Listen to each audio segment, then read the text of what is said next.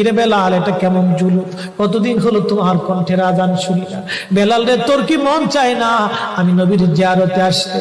বেলাল আয়, আমি নবীর জিয়ারতে আয় রে বেলাল আয়, কতদিন হলো তোমার কণ্ঠের আজান শুনি না।